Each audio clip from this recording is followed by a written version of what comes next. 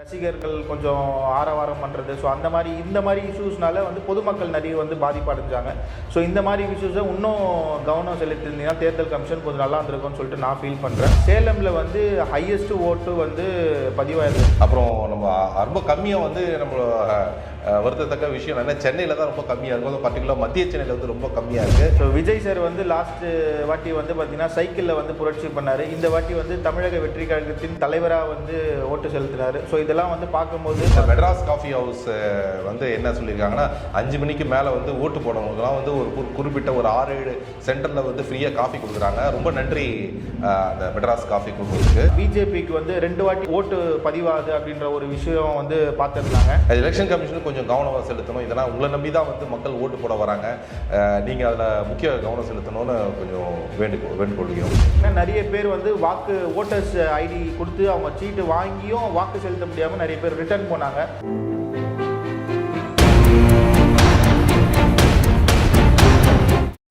நாங்கள் அரசியல், சாதி, மதம், நிறம் இன்றி நடுநிலையாக இயங்குகிறோம்.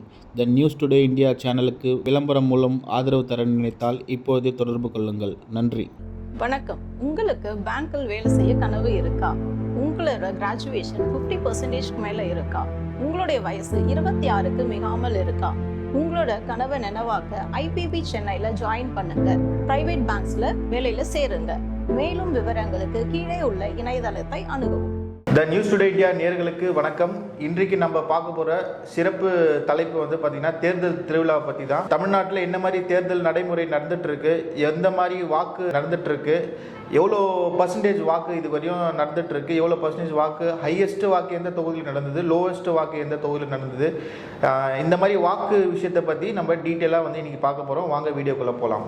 வணக்கம் சார். வணக்கம் சார்.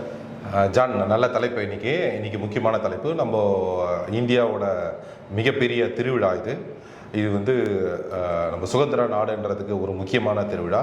உலகத்தில் எங்கேயுமே இது நடக்கிறதில்ல. இந்த பிகெஸ்ட் டெமோக்ராட்டிக் ஃபெஸ்டிவல் இந்தியாவில் தான் நடக்குது. ஸோ அதனால் இவ்வளோ நேரம் வாக்கு போடாத இருக்க மக்கள் யாருன்னா இருந்தீங்கன்னா தயவு செஞ்சு போய் வாக்கு போடுங்க. இன்னும் சில மணி நேரங்களே இருக்குது. தயவு செஞ்சு உங்களோட ஜனநாயக கடமையை ஆற்றுறது வந்து நம்மளோட கடமை. நம்மளோட வாழ்வியல் மட்டும் இல்லாத நம்மளோட வாரிசோட வாழ்வியலுக்கும் இது முக்கியம். அரசியலோட முக்கியமான நமக்கு கிடைச்சிருக்க ஒரே வாய்ப்பு அரசியல். யார் ஆளணும் நம்ம நாட்டை அப்படின்றது 5 வருஷத்துக்கு அவங்க தான் ஆள போகிறாங்க. அதனால் தயவு செஞ்சு எல்லாரும் போய் ஓட்டு போடுங்க மக்களே. அதே மாதிரி வந்து பார்த்திங்கன்னா நிறைய வாக்கு பூத்தில் வந்து பார்த்திங்கன்னா காலையிலேயே வந்து நிறைய வாக்காளர் வந்து வாக்கு செலுத்த வந்து நிறைய பேர் வந்தாங்க. அது ரொம்ப மகிழ்ச்சியாக இருந்தது பார்க்கும்போது. அதே மாதிரி மதியானம் கொஞ்சம் ஸ்லோ டவுனாக இருந்தது. அதே மாதிரி ஈவினிங்கும் கொஞ்சம் ஃபாஸ்ட்டாக வந்து வாக்கு எண்ணிக்கை வந்து போட ஆரம்பித்தாங்க. அதே மாதிரி வந்து நிறைய VVIPs வந்து பார்த்திங்கன்னா நிறைய இடத்துல வந்து வாக்கு பதிவு பண்ணாங்க. அதே மாதிரி அந்த இடத்துல VVIPs வாக்கு பதிவு பண்ணும் போது மட்டும் அந்த இடத்துல வந்து சில குழப்பம்லாம் நடந்தது. ரசிகர்கள் கொஞ்சம் ஆரவாரம் பண்ணுறது. ஸோ இந்த மாதிரி இஷ்யூஸ்னால வந்து பொதுமக்கள் நிறைய வந்து பாதிப்படைஞ்சாங்க. ஸோ இந்த மாதிரி இஷ்யூஸை இன்னும் கவனம் செலுத்திருந்தீங்கன்னா தேர்தல் கமிஷன் கொஞ்சம் நல்லா இருந்திருக்கும்னு சொல்லிட்டு நான் ஃபீல் பண்ணுறேன். இது இல்லாமல் வந்து பார்த்திங்கன்னா சேலமில் வந்து ஹையஸ்ட் ஓட்டு வந்து பதிவாயிருந்தது. இல்லை, அது முதல் காலையில் வந்து பார்த்திங்கன்னா கள்ளக்குறிச்சியில் வந்து அதிகமான வாக்கு பதிவு முதல்ல ஆரம்பிச்சது கள்ளக்குறிச்சியில். அதுக்கப்புறம் அதை பின்தொடர்ந்து வந்து தருமபுரியில் ஆரம்பிச்சது. இப்போ சேலத்தில் அதிகமான வாக்குப்பதிவு நடந்து கொண்டு இருக்கு. அப்புறம் நம்ம ரொம்ப கம்மியாக வந்து நம்ம வருத்தத்தக்க விஷயம் என்ன, சென்னையில் தான் ரொம்ப கம்மியாக இருக்கும். அதுவும் பர்டிகுலர் மத்திய சென்னையில் வந்து ரொம்ப கம்மியாக இருக்குது. மத்திய சென்னை மக்கள் ரொம்ப வருத்தக்கூடிய ஒரு விஷயம் இது. ஆக்சுவலாக தயவு செஞ்சு மக்களே, இது வந்து பார்த்தீங்கன்னா உங்களோட கடமை. அதனால் வந்து வாக்கு நான் ஏன் போடணும், நான் எதுக்கு போடணும், போடுறதுனால எனக்கு என்ன நடக்க போகுது அப்படின்னு சொல்லிட்டு இருக்காதீங்க. தயவு செஞ்சு உங்களோட கடமையை போய் ஆற்றுங்க. அதே மாதிரி வந்து நிறைய இடத்துல வந்து VVIPs வந்து ஓட்டு போட்டுட்டு நிறைய ப்ரெஸ் மீட் கொடுத்து இளைஞருங்க வந்து வாக்கு போடணும்னு சொல்லிட்டு திரு எடப்பாடி சொன்னார். ஸ்டாலின் சார் நடந்து வந்து வாக்கு செலுத்தினார். விஜய் சார் வந்து லாஸ்ட்டு வாட்டி வந்து பார்த்திங்கன்னா சைக்கிளில் வந்து புரட்சி பண்ணார். இந்த வாட்டி வந்து தமிழக வெற்றி கழகத்தின் தலைவராக வந்து ஓட்டு செலுத்தினார். ஸோ இதெல்லாம் வந்து பார்க்கும்போது மனசுக்கு ரொம்ப சந்தோஷமாக இருந்தது. இது இல்லாமல் வந்து நிறைய வாக்கு பூத்தில் வந்து பார்த்திங்கன்னா வாக்கு செலுத்துகிறவங்களுக்கு வந்து பார்த்திங்கன்னா செடி கொடுத்தாங்க. ஸோ கிவ் அவே கிஃப்ட்ஸ் மாதிரி கொடுத்தாங்க. ஸோ அதெல்லாமே பார்க்கும்போது மனசுக்கு அப்புறம் இந்த மெட்ராஸ் காஃபி ஹவுஸ் வந்து என்ன சொல்லியிருக்காங்கன்னா 5 மணிக்கு மேலே வந்து ஓட்டு போடவங்களுக்குலாம் வந்து ஒரு குறிப்பிட்ட ஒரு 6-7 சென்டரில் வந்து ஃப்ரீயாக காஃபி கொடுக்குறாங்க. ரொம்ப நன்றி அந்த மெட்ராஸ் காஃபி குழுமத்துக்கு. த நியூஸ் டுடே இந்தியா சார்பாக மெட்ராஸ் காஃபி அவர்களுக்கு ரொம்ப நன்றி. அதே மாதிரி வந்து பார்த்திங்கன்னா நிறைய எலெக்ஷன் கமிஷன்ஸில் வந்து பார்த்திங்கன்னா நிறைய ஏற்பாடுகள் பண்ணியிருந்தாங்க. முதியோர்களுக்கு வந்து சேர்மினாக போட்டு சேர்ஸ் நிறைய போட்டு அந்த மாதிரி ஒரு விஷயம்லாம் பண்ணியிருந்தாங்க. சில இடத்துல வந்து பார்த்திங்கன்னா டிஎம்கே பார்ட்டிஸும் சரி ஏடிஎம்கே பார்ட்டிஸும் சரி நாங்கள் வந்து இந்த கட்சிக்கு ஓட்டு போட்டால் இந்த கட்சியோட சிம்பிள் சரியுது, அந்த கட்சிக்கு ஓட்டு போட்டால் இந்த சிம்பிள் சரியுதுன்னு சொல்லிட்டு லைக் அந்த மாதிரி இஷ்யூஸ் வந்து அங்கே இங்கே இருந்தது. அதே மாதிரி வந்து காலையில் எலெக்ஷன் ஸ்டார்ட் பண்ண போது ஒரு 10-15 மிஷின் கிட்ட வந்து ஏதோ சம் டெக்னிக்கல் இஷ்யூஸ் வந்து இருந்தது. அதை வந்து இமீடியட்டாக வந்து எலெக்ஷன் கமிஷன் வந்து அந்த மிஷினை வந்து ரெக்டிஃபை பண்ணி ரீப்ளேஸ் பண்ணி அந்த ஃப்ளோவை வந்து ஸ்டார்ட் பண்ணாங்க. அதே மாதிரி வந்து பார்த்திங்கன்னா நிறைய பூத்தில் வந்து பார்த்திங்கன்னா பிஜேபிக்கு வந்து 2 வாட்டி ஓட்டு பதிவாகுது அப்படின்ற ஒரு விஷயம் வந்து பார்த்துருந்தாங்க.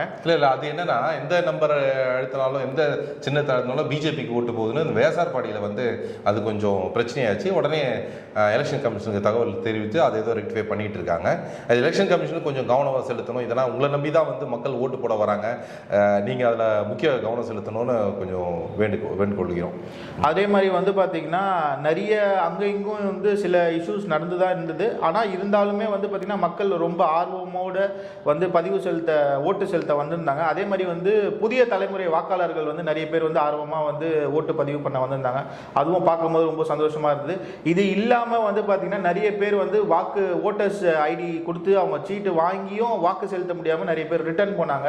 ஸோ இந்த மாதிரி வந்து ப்ராக்டிக்கல் டிஃபிகல்ட்டிஸ் வந்து நிறைய இருந்தது வந்து நானே கண்கூடாக பார்த்தேன் நிறைய இடத்துல.